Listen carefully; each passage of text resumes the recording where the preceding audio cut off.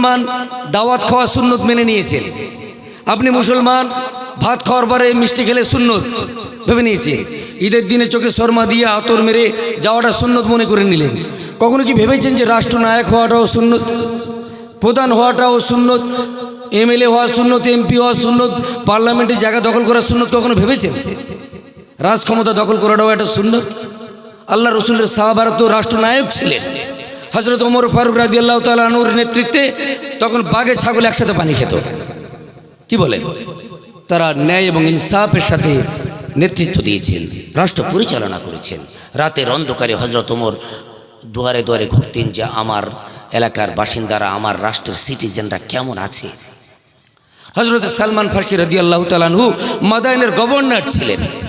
আপনারা যে গল্পটা বিদ্যাসাগরের নামে শোনেন যে তিনি কুলি হয়ে একজনের মোট বইয়ে দিয়েছেন, এ গল্প না, এর থেকে 1400 বছর আগে প্রফেট মুহাম্মদ সাল্লাল্লাহু আলাইহি সাল্লামের সাহাবা হযরত সালমান ফার্সি তিনি মাদায়েনের নতুন গভর্নর হয়ে যখন গেছিলেন, তিনি রাস্তা দিয়ে যাচ্ছেন, একজন বৃদ্ধ বললেন আমার এই বোঝাটা একটু বয়ে দেবে। হযরত সালমান ফার্সি তার বোঝাটা মাথায় তুলে নিয়ে যখন যাচ্ছিলেন, অনেক লম্বা ঘটনা, যারা যারা তাকে চিনতেন তারা বললেন এরই মাদায়েনের নতুন গভর্নর বোঝা মাথায় করে নিয়ে যাচ্ছেন। তো যারা চিনতেন তারা সালাম দিচ্ছেন, স্যালুট করছেন, ওয়েলকাম জানাচ্ছেন। সেই বৃদ্ধটা অবাক হলেন যে ই আবার কি ধরনের কুলি, মাথার উপরে বোঝা আর সকলে সালাম করছে। পরে তিনি জানতে পেরেছিলেন যে ইনি হযরত মুহাম্মদ সাল্লাল্লাহু আলাইহি ওয়াসাল্লামের সাহাবা হযরত সালমান ফার্সি, তিনি মাদায়েনের নতুন গভর্নর হয়ে এসেছেন। তিনি বললেন পুরো মাদায়েনবাসীর দায়িত্ব আমার মাথায়, আমার কাঁধে, সামান্য একটা বোঝা বয়ে আমি নিয়ে যাচ্ছি। বলার উদ্দেশ্য হলো মুসলমানরা খাওয়ার পরে মিষ্টি খাওয়াটা সুন্নত দেখে নিয়েছেন, খাওয়ার পরে মানে দাওয়াত খাওয়া সুন্নত, আতর মাখা সুন্নত, কখনো ন্যায় নীতি ইনসাফের সঙ্গে রাষ্ট্রনায়ক হওয়ার কথা ভাবেননি আপনারা। আজকের মুসলমান যদি সঠিক পথে থাকতো তাহলে মুসলমানরা সেই আজ থেকে 1400 বছর আগের মুসলমান, আজ থেকে মোগল পিরিয়ডের কথা দেখুন, লোদি পিরিয়ডের, ঘোরি পিরিয়ডের কথা দেখুন, তারা কিভাবে ভারতকে শাসন করেছেন। তখন ভারত, বাংলাদেশ, পাকিস্তান, নেপাল, বর্মা সব এক ছিল, তারা এখানে নেতৃত্ব দিয়েছিলেন। আজকের আমরা মুসলমানরা পাচ্ছি না, তার কারণ আল্লাহর রসুলের আদর্শ আমরা ছেড়ে দিয়েছি। মুসলমান টাইম শেষ হয়ে গেলে বলবে, মুসলমানরা হযরত মুহাম্মদের 40 বছর থেকে নিয়ে 63 বছরের জীবনটাকে আলোচনা করে। কখনো ভেবেছেন যে 40 বছর বয়সের আগে মুহাম্মদ সাল্লাল্লাহু আলাইহি ওয়াসাল্লাম কেমন ছিলেন?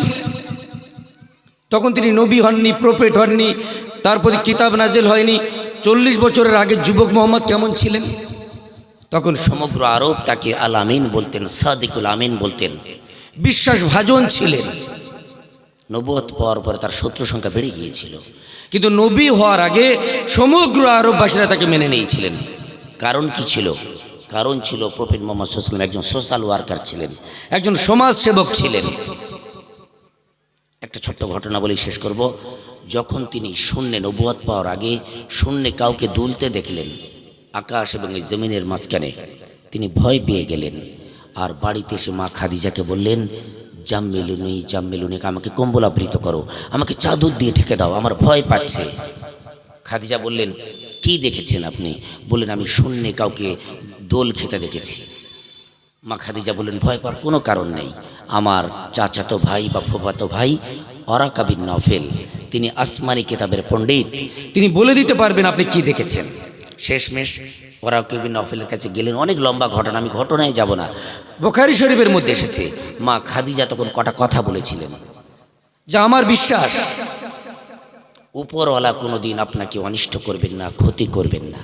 কারণ আপনি গৃহহীনদের গৃহের ব্যবস্থা করেন, বস্ত্রহীনদের বস্ত্রের ব্যবস্থা করেন, ক্ষুধার্তদের অন্নের ব্যবস্থা করেন, আপনি এতিম অসহায়দের পাশে থাকেন, উপরওয়ালা বা আল্লাহ আপনার কোনোদিন ক্ষতি করবেন না।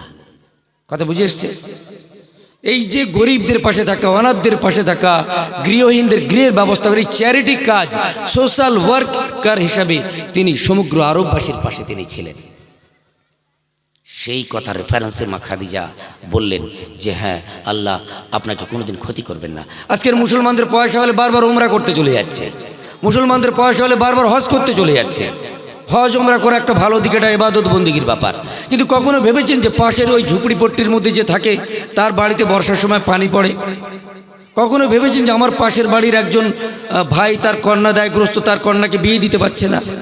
কখনো ভেবেছেন পাশে একটা ক্যান্সার পেশেন্ট আছে, অসুস্থ আছে, সে চিকিৎসা করতে পারছে না, তার হেল্পের দরকার? কখনো ভেবেছেন? আপনার টাকা হয়েছে, আপনি ওমরা হজ করতে চলে যাচ্ছেন, টাকা হয়েছে, আপনি সব কিছু ইবাদত করছেন, কিন্তু ওই গরিবের কথা তো ভাবলেন না কোনোদিন। ওটা একটা পার্ট ইসলামের, ইবাদত বন্দিগিটা ওটা একটা ইবাদতের একটা পার্ট, ইসলামের একটা পার্ট। ইসলাম জন্মের পর থেকে মৃত্যু আর গুড মর্নিং থেকে গুড নাইট, পুরো জীবনটাই হচ্ছে একটা ইসলাম। আল্লাহ রসুল বললেন, অলি জারিকা আলাইকা হক্কুন, তোমার প্রতিবেশীরও তোমার প্রতি হক আছে। সে প্রতিবেশী হিন্দু হতে পারে, খ্রিস্টান হতে পারে, জৈন হতে পারে, বুদ্ধিস্ট হতে পারে। আপনি তাকে খোঁজ নিন, কেউ মারা গেলে তার পাশে দাঁড়ান, অসুস্থ হলে তার সেবা শুশ্রূষা করুন। আজকের মুসলমানরা নিজের মুসলমানিত্ব হিন্দু ভাইদের বোঝাতে পারেনি, নিজের ইসলামকে খ্রিস্টানদের বোঝাতে পারেনি। তাই আজকের আমাদের টেরোরিস্ট ভেবে, আমাদেরকে সন্ত্রাসী বলে, জেহাদি বলে আমাদের বিরুদ্ধে তারা কি করছে? লড়াই করছে। আমি পাশের হিন্দু ভাইকে বোঝাতে পারলাম না আমি হজরত মোহাম্মদের উম্মত, আমরা একই আদমের সন্তান। ধর্ম আলাদা আমাদের জন্মসূত্রে, কিন্তু আমরা সব এক আদমের সন্তান। আমাদের প্রথম আইডেন্টিটি হবে আমরা মানুষ। তারপর আমি জন্মসূত্রে মুসলিম, আপনি খ্রিস্টান, আপনি হিন্দু। এটা আমি প্রতিবেশীকে বোঝাতে পারলাম না। ফলে আমার বলার উদ্দেশ্য হলো, আমাদেরকে ভাবার দিন এসেছে যে এডুকেশনটাকে হাতিয়ার করে ইহুদিরা আজকের পৃথিবীতে রাজত্ব করছে, মুসলমানরা সেই এডুকেশনটা ছেড়ে দিয়েছে। আজকের মুসলমানদের একটা শ্রেণী বলে ব্যবসা বাণিজ্য করে কি লাভ হবে, মরে গেলাম তো সব শেষ। না, ব্যবসা বাণিজ্যের কথা আল্লাহ বলেছেন, কোরআনে আল্লাহ ব্যবসার কথা বলেছেন, মুসলমানরা ব্যবসা ছেড়ে দিয়েছে। আজকালকার যুগে তো সব ব্যবসা ছেড়ে, চাকরি ছেড়ে রাজনীতিতে ঢুকে যাচ্ছে। কেন? যেন ওখানে প্রচুর লাভ আছে। কথা বুঝতে পারছেন? ব্যবসা বাণিজ্য শিক্ষা ওসব পাঠিয়ে দেবেন যদি অন্য বক্তা থাকে। তো ব্যবসা ছেড়ে দিয়েছে, শিক্ষা ছেড়ে দিয়ে রাজনীতিতে ঢুকে গেছে। কেন? ওখানে সব নগদ টাকা পাওয়া যায়। কিন্তু সেই ইহুদিরা ব্যবসাটা ধরে নিল। আজকের ফেসবুক তারা করেছে, গুগল তারা করেছে, অ্যামাজন তারা করেছে, অ্যাপেল তারা তৈরি করেছে, সব তারা, সমস্ত ব্যাংকিং লেনদেন তাদের হাতে। অথচ আমার আল্লাহ কোরআনের মধ্যে ব্যবসার কথা বলে দিয়েছেন, ফাইজা কুজিয়াতিস সালাত ফান্তাশিরু ফিল আরদ ওয়াবতাগু মিন ফাজলিল্লাহ। যখন তুমি নামাজ পড়ে নিলে, আল্লাহর ইবাদত করলে, আল্লাহর উপাসনা করলে, ফান্তাশিরু ফিল আরদ, তুমি পৃথিবীতে ছড়িয়ে পড়ো, রুজি তালাশ করো, ব্যবসা বাণিজ্য করো। তাহলে আল্লাহ ব্যবসার কথা বললো, মুসলমানরা ব্যবসা ছেড়ে দিল। কথা বুঝতে পারছেন? কোরআন শরীফে 82 জায়গায় এসেছে আকিমুস সালাত ওয়া আতুজ যাকাত, নামাজ পড়ো, যাকাত দাও। নামাজ তো বিনা পয়সা হয়। কি ভাই, বিনা পয়সা কিনা? নামাজ পড়তে গেলে পয়সা লাগে না, কিন্তু যাকাত দিতে গেলে টাকা লাগে, পয়সা লাগে। অর্থাৎ আল্লাহ পক্ষান্তরে বলতে চেয়েছে যে তুমি যেমন আমার একটা ফরজ আদায় করছো নামাজ, অপরদিকে ব্যবসা করো, টাকা ইনকাম করো হালাল পথে, আর তুমি যাকাত দাও, তোমার গরিব প্রতিবেশী, গরিব দেশবাসীদের তুমি কি করো? হেল্প করো। ওয়াতুজ যাকাত অর্থ এটাই যে তুমি অর্থ ইনকাম করো, যাকাত দাও, আল্লাহর একটা ফরজ আদায় করো। মুসলমান এসে ব্যবসা ছেড়ে দিয়েছে। দুঃখের সঙ্গে বলতে হয়, মাজারে হোক, রেল স্টেশনে হোক, বিভিন্ন জায়গায় 10টা ফকির দেখলে 9 জন আমার সম্প্রদায়ের মানুষ। অথচ ট্রেনের মধ্যে একজন হিন্দু প্রতিবন্ধী অন্ধকে দেখবেন, সে ভিক্ষা করে না, নয় সে ধূপ বিক্রি করছে, নয় সে চানাচুর বিক্রি করছে, নয় বাদাম বিক্রি করছে। বুঝতে পারছেন? ফলে মুসলমানদের যে আদর্শ, সেটা অন্য সম্প্রদায়ের মানুষ নিয়ে নিয়েছে। আর মুসলমানরা সিংহ শার্দুলের জাত, যাদের ব্যাপারে আল্লাহ বলছেন আনতুমুল আ'লাউনা ইন কুনতুম মুমিনিন, তোমরা মুমিন হলে পৃথিবীর শ্রেষ্ঠ আসন অধিকার করবে।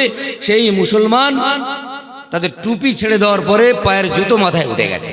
কথা বুঝতে পারছেন? অ্যাকচুয়ালি মুসলমানদের আদর্শ হবে, এরা মদিনার যাত্রী, এরা মদিনার ট্রেনে উঠবে। মদিনার ট্রেনে না উঠে লন্ডন প্যারিসের ট্রেনে উঠে গেছে। কথা বুঝতে পারছেন?